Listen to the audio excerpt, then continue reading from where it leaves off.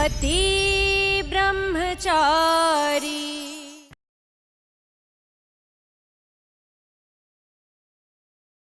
गुलाब सिंह जी, मुझे लगता है कि आपको मुझे राइट हैंड बना लेना चाहिए अपना, क्योंकि आपके काम अब सरजू नहीं आएगा। सही कहा तूने, सरजू अब मेरे किसी काम का नहीं है। तेरे इस मशवरे के बारे में जरूर सोचूंगा बच्चे, क्योंकि सरजू को इस दलदल में ढकेलने की नींव तो तूने ही रखी है।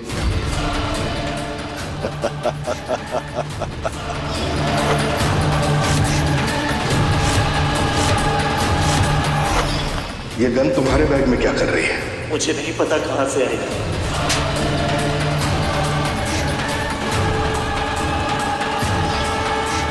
मेरी सरजू से कोई दुश्मनी नहीं थी, लेकिन उसका बाप वुड मास्टर, उसने मेरे अनुराग को एडमिशन देने से इनकार कर दिया। मेरे अनुराग को कहता है एडमिशन काबिलियत की बिना पर होना चाहिए, सिफारिश की नहीं। बड़ा नाज था उसे सरजू पर, बड़ा नाज था। मैंने उसके सरजू को गुंडा बना दिया। मास्टर अरविंद सिंह के गुरूर को चूर चूर कर दिया। उसके शान से उठे सर को शर्मिंदगी से झुका दिया। और तू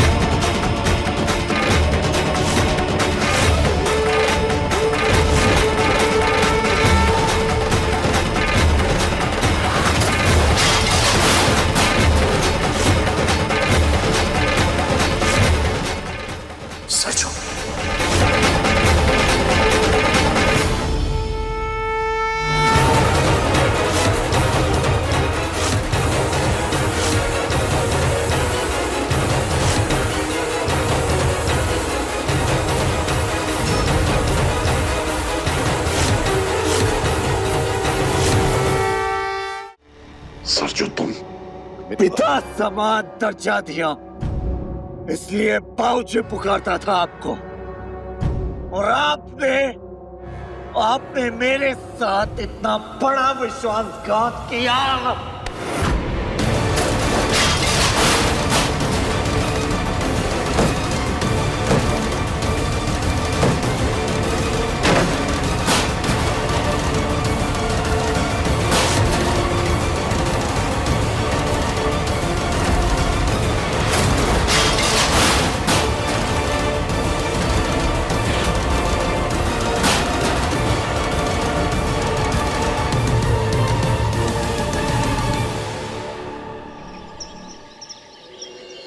मुझे सूरज से मिलना है।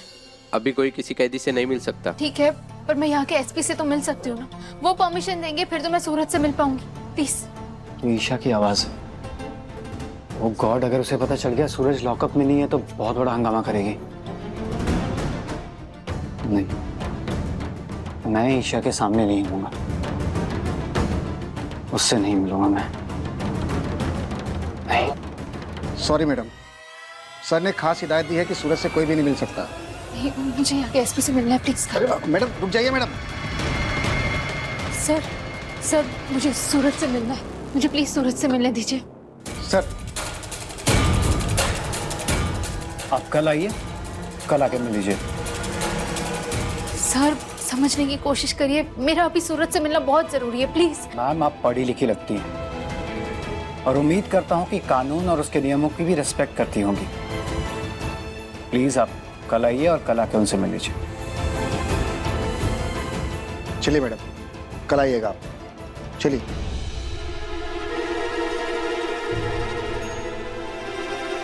ईशा, तुम सूरज को कड़ी से कड़ी सजा दिलवाना चाहते, बट उसका भी पूरा हक है कि वो अपनी बेगुनाही साबित करे, और इसलिए आउट ऑफ द वे जाके मैंने उसे कुछ समय की मोहलत दी है। और अगर वो खुद को बेगुनाह साबित नहीं कर पाया तो मैं खुद उसके खिलाफ तुम्हारे साथ खड़ा मिलूंगा।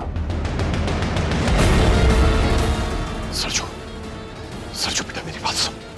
सरजू, नहीं बेटा, बेटा मेरी बात सुन। सरजू, मेरी बात, मेरी जो लोग आज तुझे अंधेरे में ढकेल कर खुश हो रहे हैं ना, वो ये नहीं जानते कि तू वो सूरज है जो कल आसमान के बीचों बीच खड़ा होकर चमकेगा। आज से तू मेरा सरजू और मैं तेरा बाबूजी। जी बाबूजी। बोल, पैसा चाहिए ना तुझे? अभी हाथों हाथ मिलेगा, हाथों हाथ। लेकिन इसके बदले में तुझे ईशा से शादी करनी पड़ेगी। जाओ बच्चों, तुम दोनों जाओ और मेहमानों का ख्याल रखो। मेरा तीसरा बेटा है मेरे पास।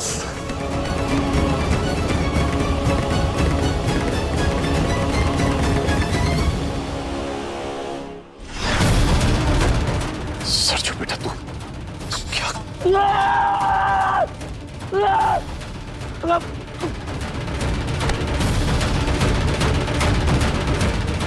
मुझे खुद पर गुस्सा आ रहा है कि मैंने आपको पहचाना क्यों नहीं। कितनी बार ईशा जी ने मुझे समझाने की कोशिश की कि आप अपने फायदे के लिए लोगों की मदद करते हैं ताकि वक्त आने पे आप उन्हें अपनी एहसानों तले दबा सके, उनका शोषण कर सके। और मैं बेवकूफ ईशा जी की बात को ना मान के आपको भगवान मानता रहा। और आपने मेरे कंधे पर बंदूक रखकर मेरे पापा को निशाना बनाया, उनके आत्मसम्मान और उनके आदर्शों का मजाक बनाया, उन्हें तकलीफ पहुंचाई, उनकी उम्मीदों को आपने तोड़ दिया।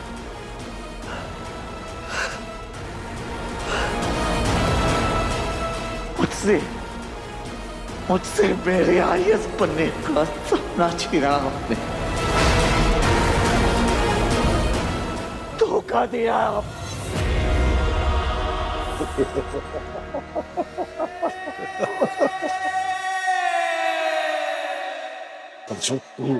गया।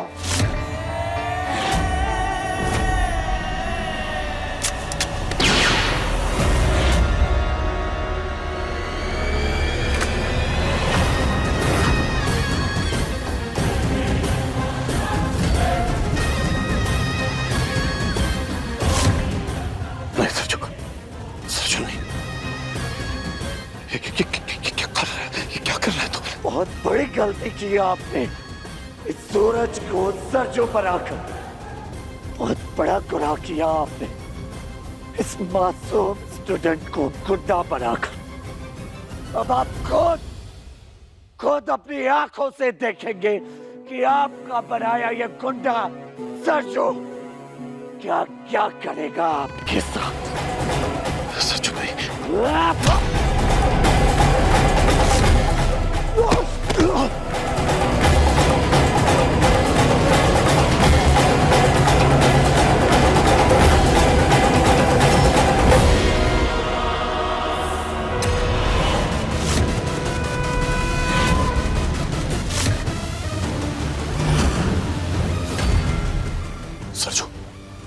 सरजू ये क्या करने वाला है तू?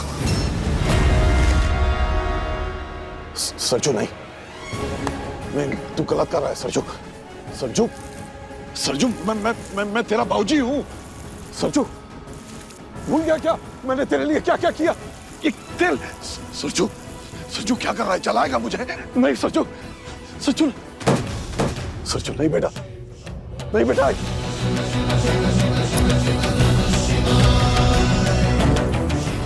सरजू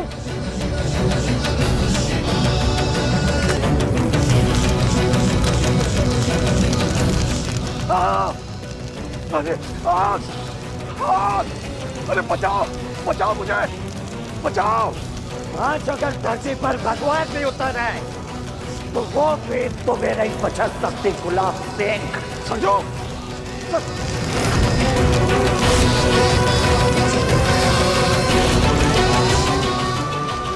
पुलिस आ गई।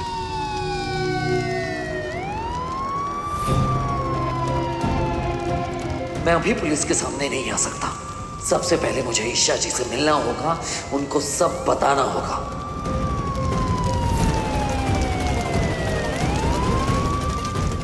बचाओ! इंस्पेक्टर साहब, वो गुंडा सर जो इस तरफ भागा है, उसी ने ये आग लगाई है। मैंने आपको फोन किया था। जाकर पकड़ो इसे, जाओ। तुम आग बुझाने का इंतजाम करो, जाओ जल्दी। अरे जल्दी जल्दी करो भाई, जल्दी करो।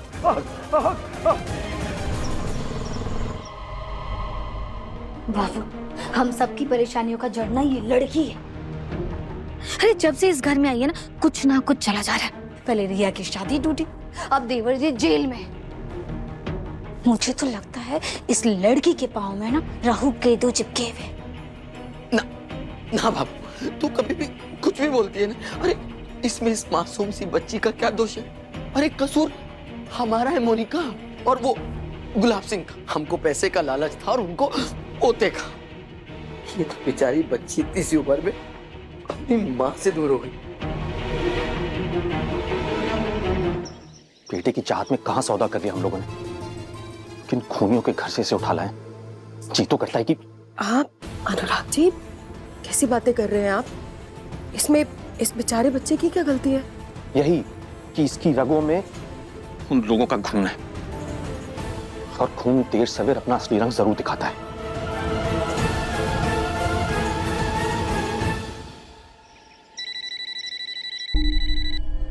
हेलो, तुम्हारे लॉकअप से सूरज भागा कैसे? क्या?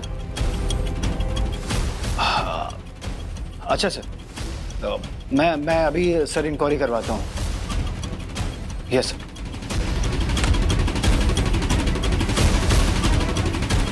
सूरज गुलाब सिंह के परिवार को पता चल गया है कि तुम लॉकअप से फरार हो गए हो। अब मुझे तुम्हें अरेस्ट करना ही पड़ेगा।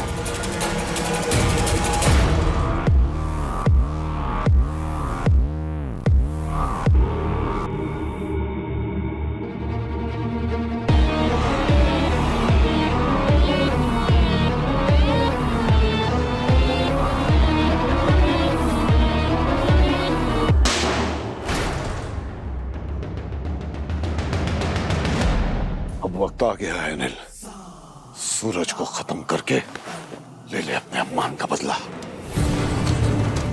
फिक्र मत कर, मैं हूं तेरे पीछे, कुछ नहीं होने दूंगा तुझे। ले ले बदला, खत्म कर दे सूरज को।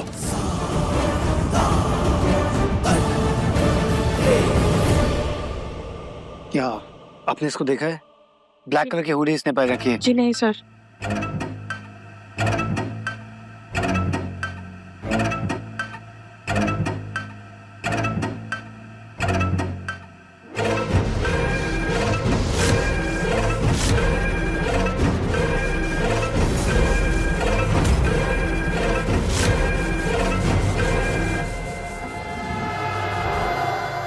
रुक जाओ वरना शूट कर दूंगा।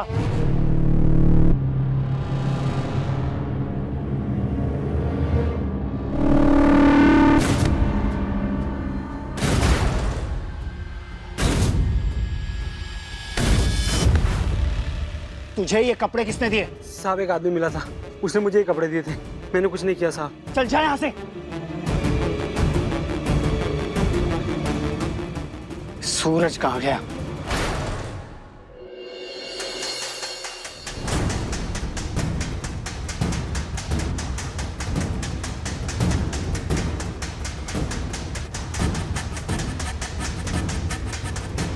ये खून यहाँ क्या कर रहा है?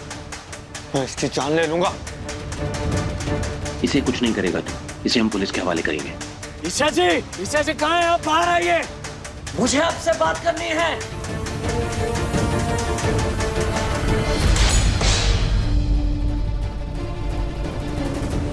काव्या, पुलिस को फोन लगाओ। काव्या। कोई बात नहीं, मैं ही लगा लेता हूं। तेरी हिम्मत कैसे हुई इस घर में कदम रखने की। सूरज, मुझे मेरी पत्नी से बात करनी है और आज सच्चाई सबके सामने आएगी। वो कड़वी सच्चाई जिसने मुझसे मेरा सब कुछ छीन लिया। सूरज भैया, ईशा भाभी अभी थोड़ी देर पहले ही पुलिस स्टेशन के लिए निकली, आपसे मिलने गई थी। सूरज,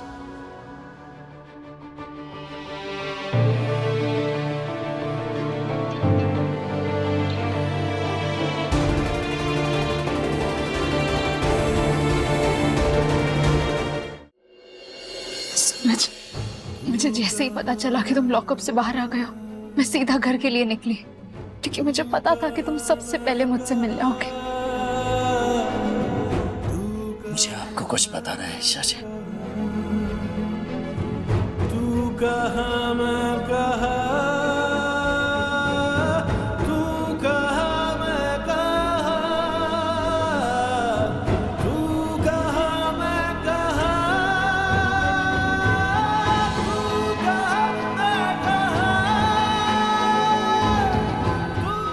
गुस्सा इंसान की आंखों पर पर्दा डाल देता है। मैं भी अंधा हो गया था ईशा जी। कितनी बार आपने मुझे समझाने की कोशिश की, बाबूजी की सच्चाई मेरे सामने लाने की कोशिश की, लेकिन मैंने आपकी एक नहीं सुनी। लेकिन अब मुझे सब कुछ पता चल गया कि इन सब के पीछे कोई और नहीं बल्कि बाबूजी ही है।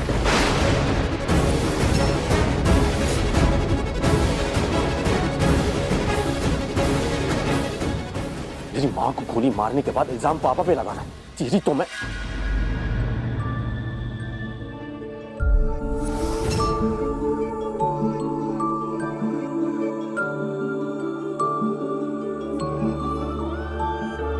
तू ना जरा सा भी मेरी तरह, ना कहीं से मैं तेरी तरह, मिलके भी दोनों हैं अजनबी। कैसी है ये दास्तां, ये दास्तां। मुझे फर्क नहीं पड़ता है कि कोई मेरे बारे में क्या सोचता है, लेकिन सच यही है ईशा जी कि मैंने आपकी मां कावेरी जी को नहीं मारा।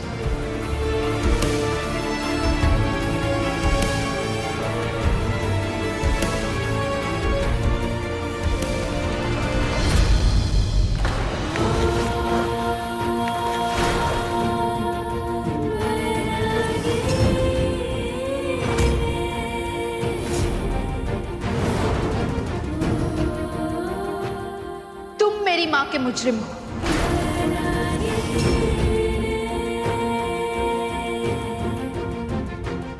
मैंने आज तक अपने पापा को गलत समझा, लेकिन उनकी दरिया दिली, उनके उसूलों का तुमने ये सलाह दिया। गुस्सा तुम्हारा, बंदूक तुम्हारी, बंदूक से निकली गोली चलाने की मर्जी तुम्हारी, और तुम सारा इल्जाम मेरे पापा पे डाल रहे हो। आज तक मैंने तुम्हारे जैसा एहसान फरामोश इंसान नहीं देखा।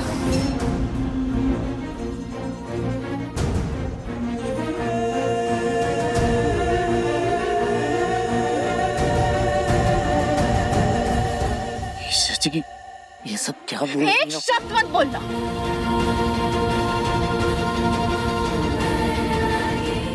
मुझे जितनी नफरत हो रही है ना तुमसे, उससे कहीं ज्यादा गुस्सा मुझे खुद पर आ रहा है कि मैं अब तक समझ क्यों नहीं पाई कि तुम इंसान नहीं, हैवान हो, हैवान। तुम्हारे अंदर दिल नहीं है, पत्थर है जो ना कभी रिश्तों की अहमियत समझ सकता है, ना किसी की फीलिंग। तुम बस एक गुंडे।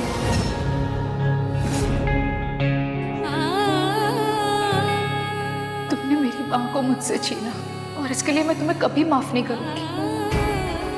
भले ही तुम कोर्ट में बेगुनाह साबित हो जाओ, दुनिया वाले तुम्हें बेकसूर समझे, पर मेरी नजरों में तुम मेरी मां के मुजरिम रहोगे। ईशा जी, एक बार मेरी बात तो सुनिए, गलत समझ आया।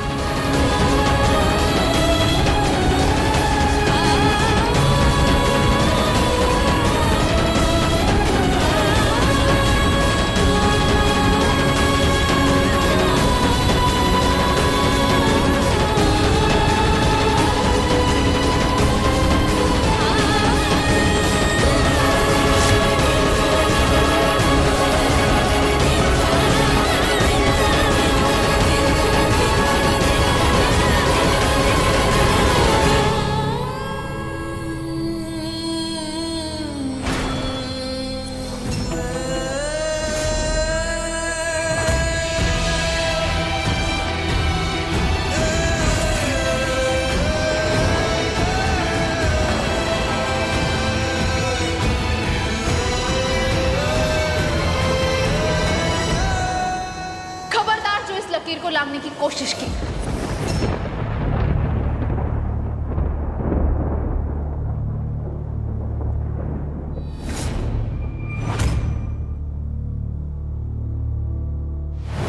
यही सिंदूर आपके मांग में भी भरा है ईशा जी। इज्जत करता हूं मैं इसकी।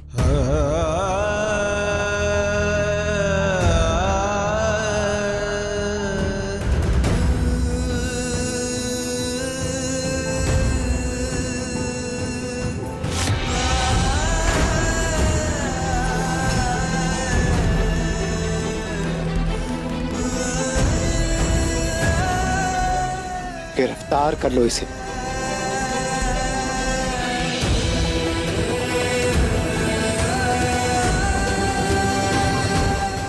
आदित्य भैया, आप तो जानते हैं ना कि सूरज भैया बेकसूर है। आदित्य भैया। काव्या! एक असली IAS ऑफिसर वही होता है जो अपने लक्ष्य से न भटके। तुम्हारे जैसा नहीं जो गली गली में मारपीट करे। आदित्य, मैंने ही कॉल किया था पुलिस को। ले जाओ इसे।